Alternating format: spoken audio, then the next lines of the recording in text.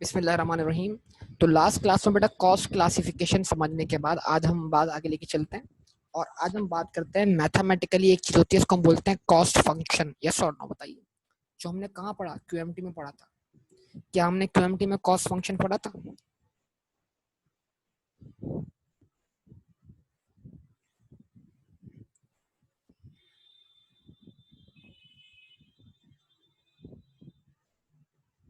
Cost function अगर आपको याद हो तो हम असल में बेसिकली आप जानते हैं एक इक्वेशन है, लीनियर इक्वेशन, जिसको हम डिनोट करते हैं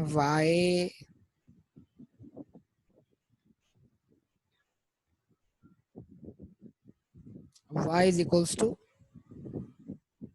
mx प्लस सी। अगर आपको याद है, जवाब दें। और यही चीज यानी मतलब ये जो इक्वेशन है आप सब जानते हैं, ये इक्वेशन किसकी है? लीनियर फंक्शन की।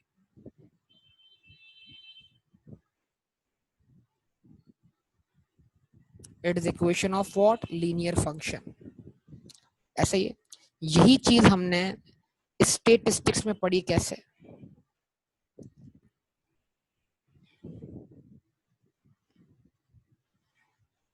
यही चीज हमने पढ़ी, इसको मैच कर दूं इससे।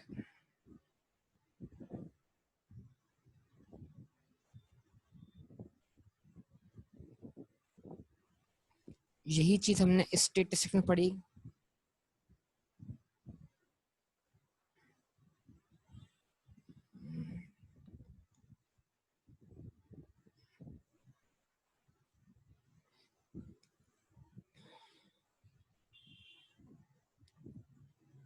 कैसे? y इज इक्वल्स टू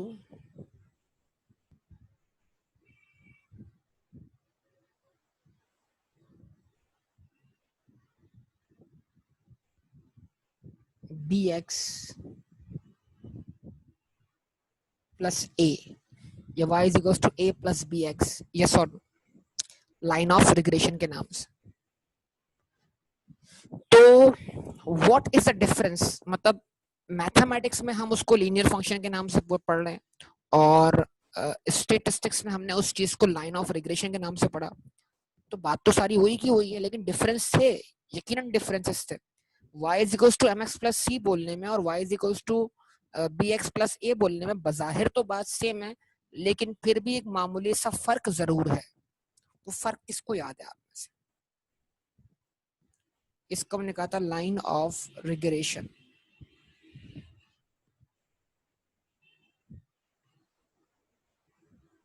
जवाब दें। इसको हमने नाम दिया था लाइन ऑफ रिग्रेशन का। जवाब दें बेटा।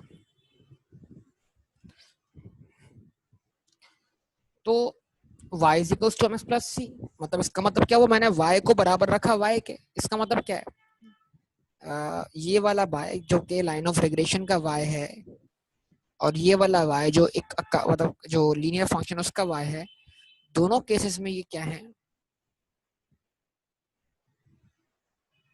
Dependent variable.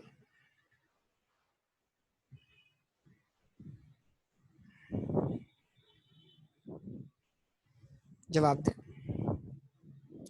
ठीक है। और ये जो x है, दोनों केस में ये क्या है? Independent variable.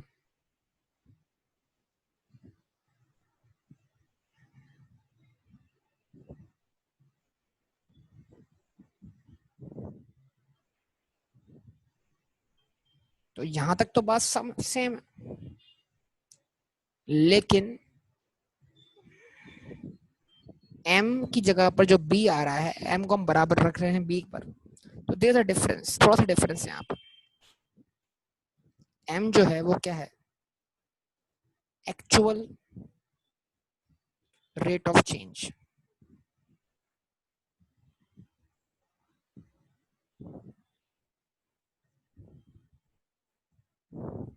In y due to change in x, जवाब दें, ये एक्चुअल स्लोप। लेकिन ये जो बी था ना, बी, इसको हम एक्चुअल स्लोप नहीं मानते, हम इसको बोलते थे एस्टिमेटेड, एस्टिमेटेड स्लोप। क्या ख्याल है? Estimated slope, estimated change in y due to change in x, average change in y due to change in x।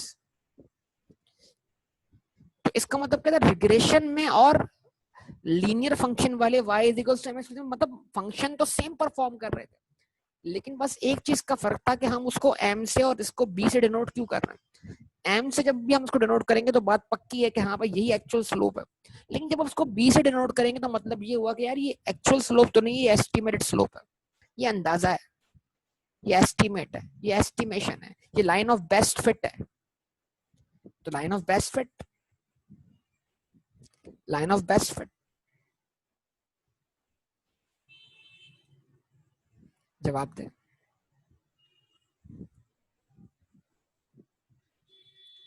यानी कि वो पॉइंट्स जो ऑलरेडी स्ट्रेट लाइन पर नहीं है, जिनको आप स्ट्रेट लाइन पे लेकर आए, वो पॉइंट्स पहले से स्ट्रेट लाइन पे नहीं थे, वो तो स्कैटर्ड थे, बिखरे हुए पॉइंट्स थे, उनको तो आप स्ट्रेट लाइन पे लाए हैं बेसिकली। तो इसका मतलब ये फिर जो स्ट्रेट लाइन बनी है वो तो एक एस्टिमेटेड लाइन बनी है ना, वो एक एवरेज लाइन बनी है। सारी बातें आप ये पढ़ी हुई बातें और यहाँ अप्लाई होती है दोबारा से, इनको रिकॉल कर लीजिए बस आप लोग। तो ये आपके सामने क्या हो गया, डिफरेंस हो गया। उसके बाद सी जो है उसको हम क्या बोलते हैं, वाई इंटरसेप्ट।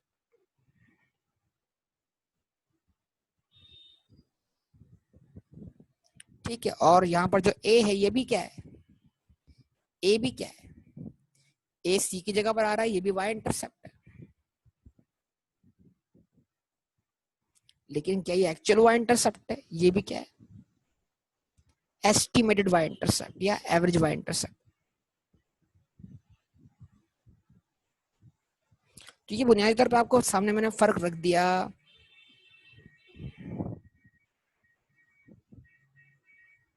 ठीक है, ये आपके सामने फर्क रख दिया मैंने इस चीज का। क्लियर यहाँ तक बात बता, सबको कोई मुश्किल तो नहीं है इसके अंदर? चलो आगे बढ़ते हैं। अच्छा, अब कॉस्ट फंक्शन वाली बात कर लेते हैं दोबारा से।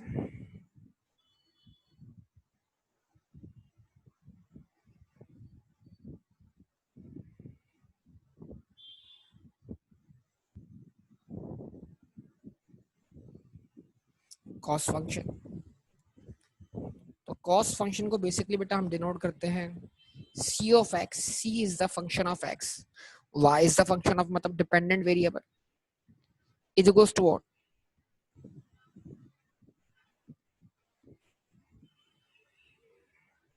Total variable cost plus total fix cost. Cost के दो कंपोनेंट आप जानते हैं, वेरिएबल कॉस्ट और फिक्स कॉस्ट। और वेरिएबल कॉस्ट निकालने का तरीका क्या है आपके पास, एवरेज वेरिएबल कॉस्ट को अगर आप मल्टीप्लाई कर दें किससे, यूनिट से,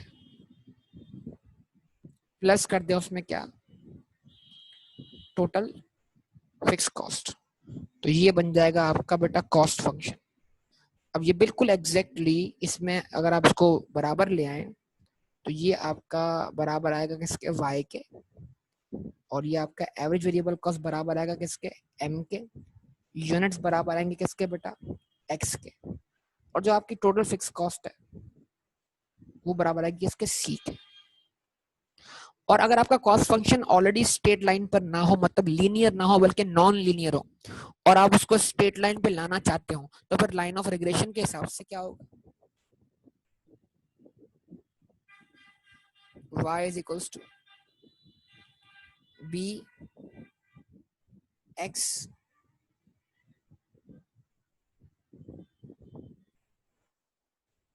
प्लस a, या y is equals to a plus bx। बात वही है, बात वही है, लेकिन बस कम्युनिकेशन का फर्क है, सिंबल्स चेंज क्यों किए, सिंबल चेंज इसलिए किए ताकि एक बंदे को इम्प्लाइडली कोई बात कम्युनिकेट हो जाए कि हाँ भाई जो एक्चुअल डेटा था वो ऑलरेडी लीनियर था, या एक्चुअल डेटा ऑलरेडी अगर लीनियर नहीं था तो हम उसको लीनियर बनाकर प्रेजेंट कर रहे हैं। यस और नो? रिस्पॉन्स चाहिए बेटा आप सबका भरपूर तरीके से जवाब दीजिए। चलिए एक मिनट रुकिएगा, मैं इसके लिए जरा डेटा क्या कर लूँ, एक्सट्रैक्ट कर लूँ, डेटा निकाल लूँ जरा इसके लिए, इस बात को मजीद समझाने के लिए। तो अब इसके अंदर हम डेटा रखते हैं आपके सामने, और डेटा के जरिए देखते हैं कि जो डेटा हमें दिया हुआ है वो किस नौइयत का है, उसको जरा रीड करके देखते हैं। तो किसी भी बिजनेस का जो प्रोडक्शन रिकॉर्ड है वो हमें प्रोवाइड किया जाएगा। ठीक है, जरा इसको देखेंगे, सैंपल के तौर पर वो आपको दिया जाएगा, जिसके जरिए आपको फ्यूचर की फोरकास्टिंग करनी होती है। जरा कॉन्सेप्ट समझेगा हम करने क्या जा रहे हैं। तो जो आपने टेक्निक्स क्यूएमटी में सीखी हैं उसको अप्लाई करने का वक्त है, और उसको, और ये आपको एक इशारा है कि मुस्तकबिल में जो आप कॉस्ट अकाउंटिंग सीखने जा रहे हैं उसमें कितना यूज है आपकी क्यूएमटी वगैरह का। ठीक है, उन बेसिक कॉन्सेप्ट्स का।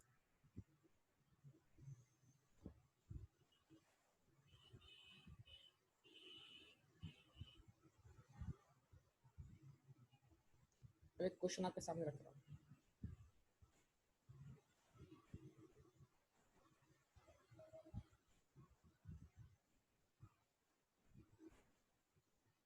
Month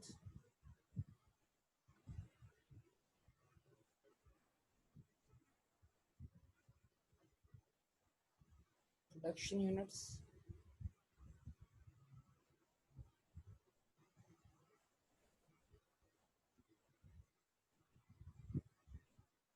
total cost.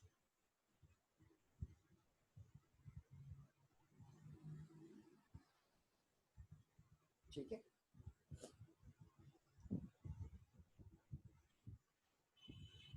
ये टेबल आपके सामने रख दिया। मंथ कौन सा है?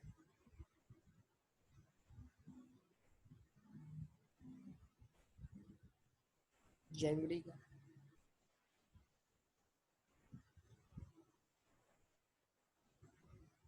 फरवरी, मार्च, अप्रैल, मई एंड जून। ठीक है जी, और ये आपके सामने है। तो लिखा हुआ क्या आ रहा है? जनवरी के मंथ में हमारी जो प्रोडक्शन थी वो 5,800 यूनिट्स थी, और जब हमने 5,800 यूनिट्स प्रोड्यूस किए तो हमारी टोटल प्रोडक्शन कॉस्ट कितनी थी? 40,300। डेटा आप कॉपी करते रहिएगा साथ साथ। फरवरी के मंथ में जो हमने आउटपुट प्रोड्यूस किया 7,700 क्या थी? उन आउटपुट की क्वांटिटी थी, वॉल्यूम था, और 47,100 जो था वो आपका प्रोडक्शन कॉस्ट था। मार्च के महीने में आपने 8,200 यूनिट प्रोड्यूस किए, और आपने उनको प्रोड्यूस करने की कॉस्ट क्या देखी? 48,700। जी जनाब। उसके बाद अप्रैल के मंथ में आपने 6,100 यूनिट्स प्रोड्यूस की, और उसको प्रोड्यूस करने की कॉस्ट 40,600। आपने मई के महीने में 6,500 यूनिट्स क्या किए? प्रोड्यूस किए, और उसको प्रोड्यूस करने की कॉस्ट जो है वो 44,500। आपने जून के मंथ में 7,500 यूनिट्स प्रोड्यूस किए, और उसको प्रोड्यूस करने की जो कॉस्ट है वो 47,100। ठीक है, तो ये आपके सामने ये एक्चुअल डेटा है, मतलब जो हिस्टोरिकल डेटा, मतलब यानी कि आपने बिजनेस के रिकॉर्ड्स में से ये डेटा निकाल लिया। तो अब आप मुझे बताइए इसमें क्या है? आउटपुट आपका इंडिपेंडेंट वेरिएबल है, कॉस्ट आपका डिपेंडेंट वेरिएबल। मतलब ये जो सारा डेटा आपको दिया हुआ है इसमें आप एक को मान लें एक्स, और एक को मान ले y। क्या आउटपुट का और कॉस्ट का आपस में कोई रिलेशनशिप है? ये हम जानते हैं पॉजिटिव रिलेशनशिप है, जितना आउटपुट बढ़ेगा उतनी कॉस्ट में क्या होगा, इजाफा होगा। आउटपुट बढ़ रहा है, कॉस्ट बढ़ रही है, आउटपुट कम हो रहा है, कॉस्ट में क्या आ रही है, कमी आ रही है। इसका मतलब क्या है, आउटपुट का और कॉस्ट का डायरेक्ट रिलेशनशिप है। लेकिन क्या हम उस रिलेशनशिप को फंक्शन में डिफाइन कर सकते हैं? हम उसको ला सकते हैं फंक्शन में। तो फंक्शन में डिफाइन करने के लिए हमें क्या करना होगा, जितनी भी टोटल कॉस्ट है उसमें से हमें ये मालूम होना चाहिए हमारी फिक्स कॉस्ट कितनी है। जब हम फिक्स कॉस्ट अलग कर लेंगे ना तमाम टोटल वैल्यूज में से, तो जो बचेगा वो वेरिएबल कॉस्ट होगी। और वेरिएबल कॉस्ट को हम जैसे क्या कर सकते हैं, नंबर ऑफ यूनिट से डिवाइड कर देंगे तो हमें पर यूनिट वेरिएबल कॉस्ट मिल जाएगी। और वो पर यूनिट वेरिएबल कॉस्ट जो है हमारे एम यानी रेट ऑफ चेंज के बराबर होगी, स्लोप के बराबर होगी। यस और जवाब देते हैं इस बात का, ऐसा है कि नहीं? तो सबसे बड़ा प्रॉब्लम क्या है? सबसे बड़ा प्रॉब्लम ये है कि अगर, अब देखिए सुने बात को, अगर ये तमाम पॉइंट्स ऑलरेडी स्ट्रेट लाइन पर हैं तो कोई मसला ही नहीं है, तब तो कोई प्रॉब्लम ही नहीं है। आप कोई से भी 2 पॉइंट उठा रहे हैं और स्लोप निकाल लें। अगर कोई से भी 2 पॉइंट उठाकर स्लोप क्या आता है, सेम आता है, रेट ऑफ चेंज क्या आता है, सेम आता है, तो इसका मायना ये होगा ये तमाम पॉइंट्स जो हैं वो स्ट्रेट लाइन में फॉल करते हैं। तो हमें कोई लाइन फाइंड करने की जरूरत ही नहीं है, मतलब तभी ऑलरेडी स्ट्रेट लाइन पर है। तो हम किसी भी 2 पॉइंट से स्लोप या किसी भी 2 पॉइंट से हम इक्वेशन क्या कर सकते हैं, फाइंड कर सकते हैं। हम किसी भी 2 पॉइंट से अपना कॉस्ट फंक्शन फाइंड कर सकते हैं। यस और नो? लेकिन हम चाहते हैं कि हम क्योंकि सीख रहे हैं और हम चीजें रिकॉल भी कर रहे हैं, तो हम जरा इसका एक ग्राफ बना लें अपनी अंडरस्टैंडिंग के लिए, ताकि हमें चीजें याद आ जाएं कि हाँ भाई क्या ये स्ट्रेट लाइन पर मौजूद है या नहीं। तो हम क्या कर लेते हैं, हम यहाँ पर बना लेते हैं इसका एक डायग्राम, और उस डायग्राम के जरिए हम समझते हैं कि भाई क्या ये पॉइंट्स ऑलरेडी स्ट्रेट लाइन पर मौजूद हैं या नहीं, ये पॉइंट स्कैटर्ड पॉइंट्स। ठीक है, और ये आपके लिए कोई नई बात नहीं है, लेकिन फिर भी जस्ट फॉर रिकॉल।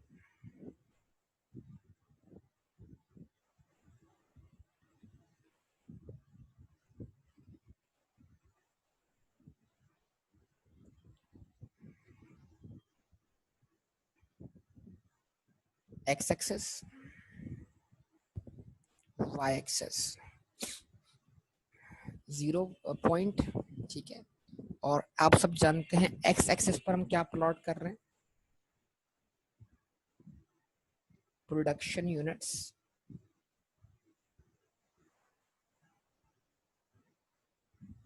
ठीक है। और आप सब जानते हैं वाई एक्सेस पर हम क्या प्लॉट कर रहे हैं,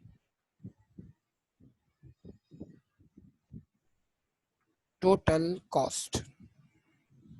ऐसा ही है? जवाब दीजिए, यस और नो, बोलिए। और सबसे बड़ी चीज क्या है, देखें आपकी यूनिट्स के अंदर सबसे लोएस्ट वैल्यू क्या है, यूनिट्स में सबसे लोएस्ट वैल्यू क्या है, देख के बताइए। यूनिट्स के अंदर सबसे लोएस्ट वैल्यू क्या है, 5800। सबसे हाईएस्ट वैल्यू क्या है,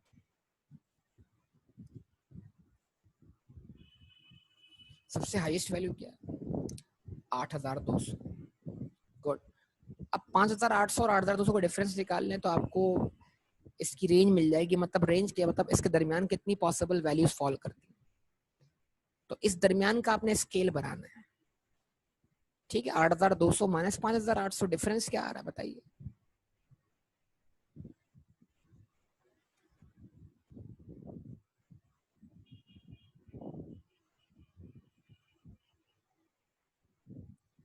$2400, ऐसे ही। अभी 2400 को आप 5 से डिवाइड कर दें तो आपको इक्वल गैप मिल जाएगा। हाँ भाई इतने गैप से हमारी एक वैल्यू क्या होगी, चेंज होगी, 480। तो 480 कोई सुटेबल वैल्यू नहीं, तो हम 500 क्या कर लेते हैं, रख लेते हैं। ऐसे ही है ना बेटा, ऐसे ही। तो ये डेटा हमारे सामने आ गया प्रोडक्शन का, और इसको अगर हम डायग्रामेटिकली प्लॉट कर दे तो हमारे पास एक नॉन लीनियर स्कैटर्ड लाइन हमारे सामने आ जाएगी, ठीक है जी। और उसके बाद अब हम चाहते हैं कि इस स्कैटर्ड पॉइंट को हम स्ट्रेट लाइन में क्या करें, एक्सप्रेस करें। तो उसके लिए हमारे पास जो सबसे पहली टेक्निक है उसका नाम क्या है, उस टेक्निक को हम बोलते हैं high low technique. High low technique, high activity या लो एक्टिविटी। यानी हम क्या करें, मैं आपको इसको ग्राफिकली एक्सप्लेन कर रहा हूं। हम क्या करें, हमें क्या करना है, हमें ये करना है कि हमने 2 पॉइंट उठाने हैं। अब देखें स्कैटर्ड पॉइंट्स, अब स्कैटर्ड पॉइंट्स को आप जरा देखें। स्कैटर्ड पॉइंट में आपका सबसे लो एक्टिविटी पॉइंट कौन सा, ये वाला, इसको आप बोलेंगे लो एक्टिविटी। और ये पॉइंट्स कौन सा है, ये हाई एक्टिविटी। मतलब आप 2 पॉइंट वो उठाएं जो सबसे लोएस्ट और जो सबसे हाईएस्ट हो। जिस पर एक्स की वैल्यू सबसे कम है वो आपका लो एक्टिविटी पॉइंट है, और जिस पर एक्स की वैल्यू सबसे ज्यादा है वो आपका हाई एक्टिविटी पॉइंट है। एक्टिविटी मतलब आपने कम से कम कितने यूनिट्स प्रोड्यूस किए हैं। जवाब दो भाई, रिस्पॉन्स दो ना भाई आप लोग। आप इधर शेड्यूल से निकालो जरा इस चीज को। आपने कम से कम कितने यूनिट्स प्रोड्यूस किए हैं, 5800। ये आपकी होगी लो एक्टिविटी। आप x, y चूज कर लो इसको। ये हो जाएगा x1, ये हो जाएगा y1। और आपकी हाई एक्टिविटी कौन सी है, ये है।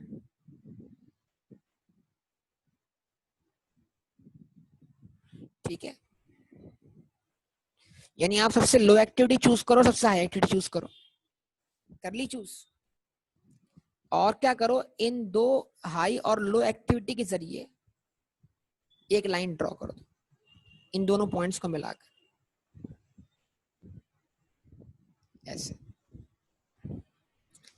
यानी इन 2 लाइंस, यानी हाई और लो के दरमियान एक लाइन खींच दो, जो लाइन क्या हो जाएगी, आपकी इक्वेशन ऑफ, मतलब आपकी कॉस्ट फंक्शन की लाइन कहलाएगी, जिसके दरमियान बाकी तमाम जो आपका डेटा होगा वो ऑन एवरेज एग्जिस्ट कर जाएगा।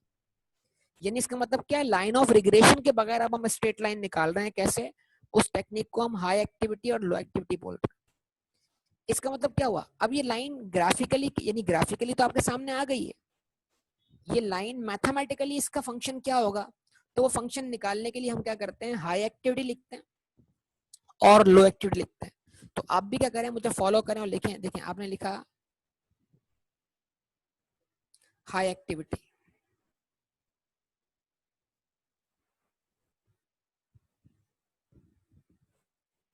आपने लिखा लो एक्टिविटी।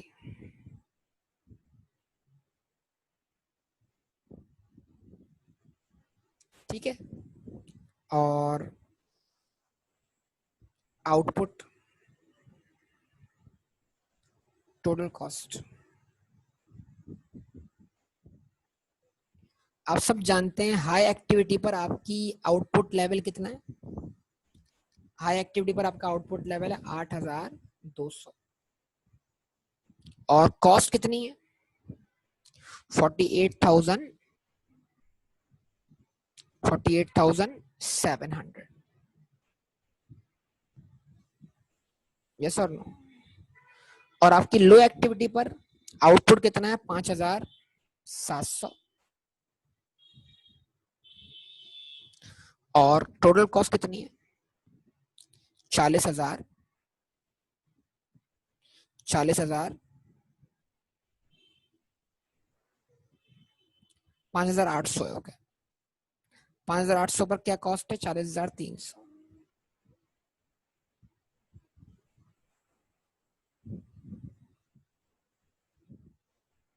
ठीक है जी, ओके।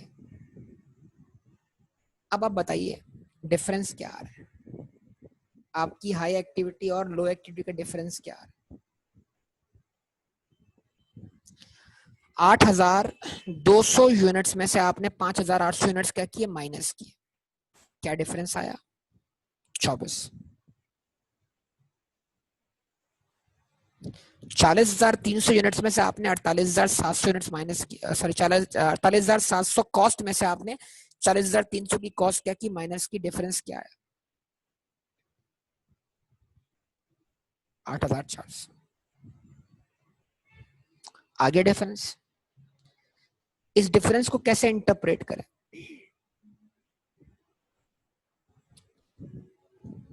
इस डिफरेंस को हम कैसे इंटरप्रेट करें? How to interpret this difference? इस डिफरेंस को हम कैसे इंटरप्रेट करें?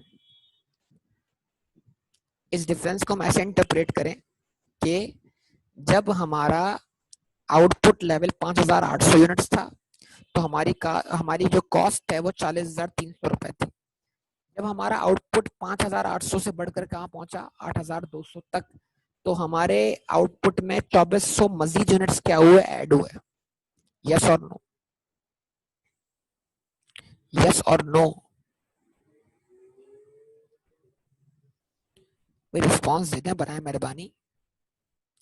जब हमारा आउटपुट लेवल 5,800 था तो हमारी कॉस्ट 40,300 रुपए थी, और जब हमारा आउटपुट 5,800 से बढ़कर कितना हुआ? 8,200, तो हमारे आउटपुट में 2,400 यूनिट्स का क्या हुआ? मजीद इजाफा हुआ।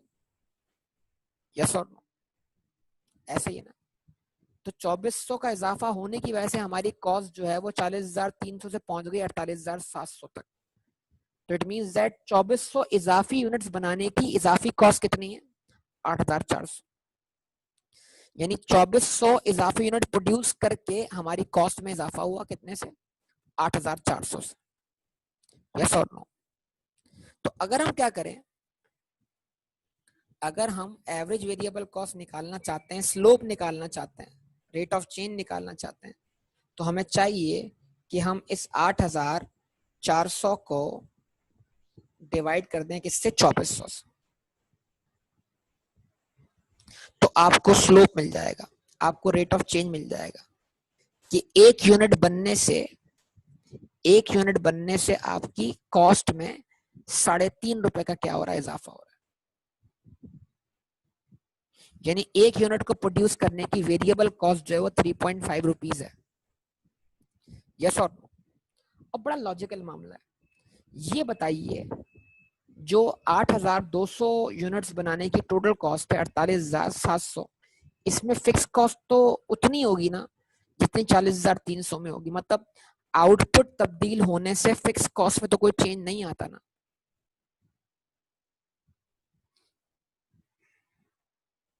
आप सबका रिस्पॉन्स चाहिए बेटा। आउटपुट तब्दील होने से फिक्स कॉस्ट में तो चेंज नहीं आता ना। तो जितनी फिक्स कॉस्ट 48,700 में है उतनी ही फिक्स कॉस्ट 40,300 में। जवाब दो। तो जब मैं 48,700 में से 40,300 माइनस कर रहा हूं तो 48,700 में मौजूद फिक्स कॉस्ट 40,300 में मौजूद फिक्स कॉस्ट से क्या हो गई? कैंसिल हो गई। यस और? अगर एक वैल्यू अज्यूम कर लें कि 48,700 में फिक्स कॉस्ट 15,000 रुपए है और 40,300 में फिक्स कॉस्ट 15,000 रुपए, तो 15,000 से 15,000 क्या हुआ? कैंसिल हुआ। और जो बाकी बचा वो 5,800 यूनिट्स बनाने की क्या है? वेरिएबल कॉस्ट है। तो 8,200 यूनिट्स की कॉस्ट में से मजीद जो लेस हुआ है वो 5,800 यूनिट्स बनाने की वेरिएबल कॉस्ट है। अब जो बच रहा है वो 2,400 इजाफी यूनिट्स बनाने की वेरिएबल कॉस्ट है। जो डिफरेंस बच रहा है। यस और नो? तो अब अगर 2,400 इजाफी यूनिट बनाने की वेरिएबल कॉस्ट अगर 8,400 रुपए है और उसको मैं डिवाइड कर दूं 2,400 से, तो मुझे क्या मिल जाएगा? हर एक यूनिट को बनाने की वेरिएबल कॉस्ट। ये असल में मैथमेटिकली हमने क्या किया है सर? ये मैथमेटिकली हमने स्लोप वाला फॉर्मूला अप्लाई किया है, y2 minus y1 divided by what? x2 minus x1। जवाब दीजिए। तो अगर मैं इसको मानता हूं x1 और इसको मानता हूं y1, अगर मैं इसको मानता हूं x2 और इसको मानता हूं y2, तो अप्लाई करके देख लीजिए कि यही स्लोप वाला फॉर्मूला अप्लाई कर दिया मैंने। 48,700 में से मैंने माइनस किया क्या? 40,300। फिर उसको डिवाइड किया 8,200 में से 5,800। तो न्यूमरेटर आपका क्या आया, वो आया 8400 और डिवाइड हुआ किससे, 2400 से। तो आपका m का आंसर, स्लोप का आंसर, रेट ऑफ चेंज का आंसर, एवरेज वेरिएबल कॉस्ट का आंसर जो है वो 3.5 आ गया। ऊपर वही काम बगैर फॉर्मूले के किया गया, बगैर बताए, और नीचे मैथमेटिकली किया गया।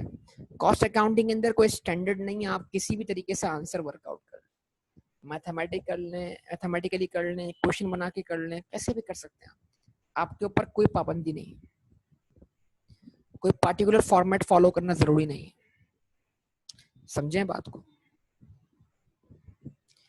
तो इस 3.5 को इंटरप्रेट करना सोचे ना, मतलब ये 3.5 रेट ऑफ चेंज है। एक्स की एक वैल्यू इंक्रीज होने से, एक्स का एक यूनिट बढ़ने से आपकी टोटल कॉस्ट में 3.5 का क्या होता है, इजाफा होता है। तो ये 3.5 आपका रेट ऑफ चेंज है, ये 3.5 आपकी वेरिएबल कॉस्ट पर यूनिट है। यस और नो? जवाब दे। अच्छा जी, बात मुकम्मल ही कर लेना आप। अब मुझे वर्कआउट करनी है टोटल कॉस्ट, वर्कआउट करनी है फिक्स कॉस्ट, ताकि फंक्शन बन जाए, फंक्शन कैसे बन जाए, फंक्शन कैसे बन जाए? मैं बोलूंगा टोटल कॉस्ट बराबर है average variable cost multiplied by units plus fix cost. जवाब दें। तो मैंने कहा टोटल कॉस्ट मुझे दी हुई है, मतलब कोई भी एक पॉइंट उठा के रख दें यहाँ पर, जो जो इन्फॉर्मेशन हमें दी हुई है। जैसे कि टोटल कॉस्ट हमें दी हुई है 48,700, हमने कहा 48,700 कॉस्ट है कितने यूनिट्स बनाने की, 8,200। एक यूनिट कितने का बनता है, 3.5 का, और इसको बनाने की फिक्स कॉस्ट मालूम नहीं है। तो जैसे मैंने 3.5 को 8,200 से मल्टीप्लाई किया, तो मुझे 8,200 यूनिट्स बनाने की क्या मिल गई, वेरिएबल कॉस्ट मिल गई। जवाब दो, यस और नो? कितनी, कितनी, कितनी? 28,700 प्लस फिक्स कॉस्ट। तो अगर मेरी टोटल कॉस्ट 48,700 है, जिसमें से 28,700 जो है वो 8,200 यूनिट्स बनाने की वेरिएबल कॉस्ट, जो बाकी बचा वो क्या है, वो फिक्स कॉस्ट है।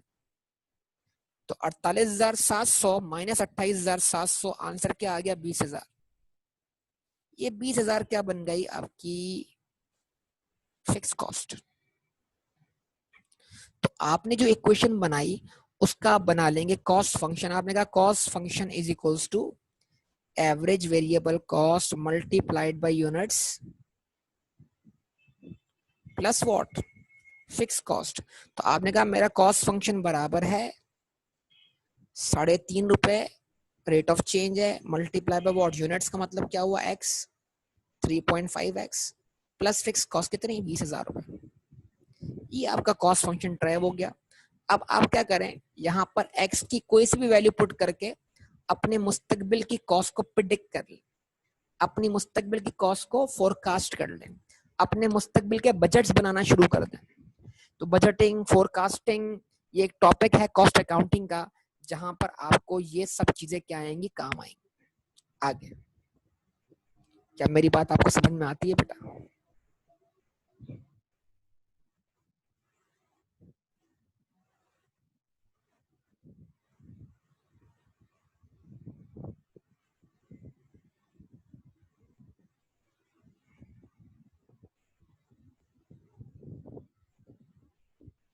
तो ये कॉस्ट फंक्शन बन गया। अब आपकी मर्जी है कि इस कॉस्ट फंक्शन को आप मैथमेटिकली डायरेक्ट 2 पॉइंट फॉर्मूले से निकाल लें। अगर आपको याद हो 2 point y minus y1 divide by y2 minus y1 is equals to x minus x1 divide by x2 minus x1, उससे पूरा फंक्शन ही ड्राइव हो जाएगा एक साथ। करके देख लीजिएगा इस बात को, हो जाएगा बेटा। चले, तो इसको आप देखें जरा, जो आज का डिस्कशन हमने किया, इंशाल्लाह इसको कल कैरी ऑन करेंगे हमारी, बाकी फिर आपसे बातें होती रहेंगी, ठीक है बेटा, ओके, अल्लाह हाफिज।